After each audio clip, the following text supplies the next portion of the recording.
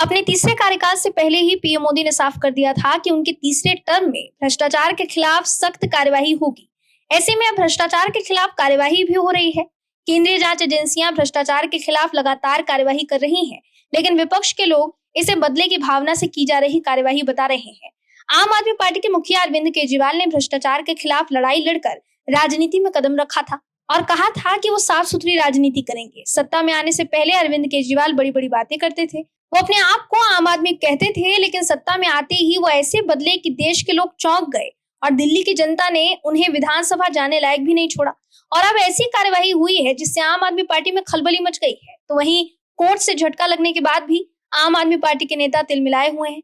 क्या है खबर, बताते हैं आपको इस रिपोर्ट में। दर्शकों, पीएम मोदी की डिग्री पर सवाल उठाने वाले आम आदमी पार्टी के नेताओं को कोर्ट से बड़ा झटका लगा है। लेकिन अब जब ईडी ने आम आदमी पार्टी के नेता सौरभ भारद्वाज के खिलाफ शिकंजा कस दिया है, तब आम आदमी पार्टी के नेता इसे पीएम मोदी के डिग्री से जोड़कर होने की भड़ास निकाल रहे हैं। दरअसल आम आदमी पार्टी के नेता सौरभ भारद्वाज के घर ईडी की रेड पड़ी है। ईडी ने हॉस्पिटल कंस्ट्रक्शन घोटाले में ये एक्शन लिया है। सौरभ भारद्वाज पर हुई ईडी की इस रेड को लेकर आम आदमी पार्टी तिलमिला गई है।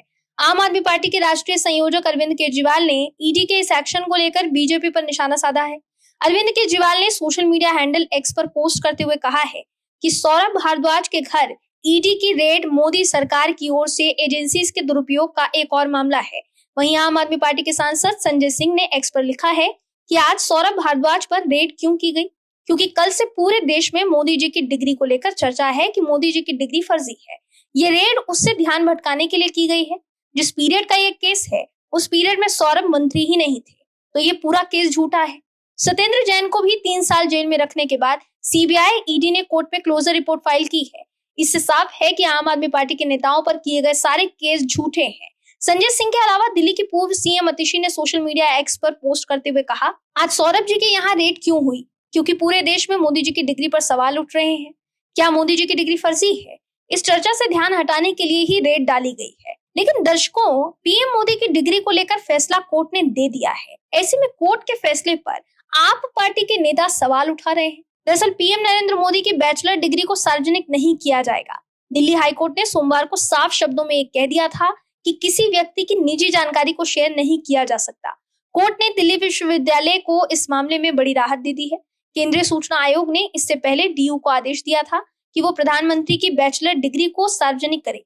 इस आदेश को हाईकोर्ट में चुनौती दी गई। दिल्ली हाईकोर्ट ने यह स्पष्ट कहा कि किसी भी व्यक्ति की शैक्षणिक योग्यता, डिग्री या मार्कशीट से जुड़ी जानकारी व्यक्तिगत सूचना की श्रेणी में आती है और यह आरटीआई एक्ट की धारा 8(1)(j) के तहत संरक्षित है। हाईकोर्ट के इस फैसले के साथ पीएम मोदी की डिग्री को लेकर चल रहा पुराना विवाद एक बार फिर चर्चा में आ गया है। कोर्ट के फैसले के बाद आम आदमी पार्टी के नेता तिलमिलाए हुए हैं, क्योंकि पीएम मोदी की डिग्री को लेकर सबसे ज्यादा सवाल केजरीवाल और संजय सिंह ही उठा रहे हैं।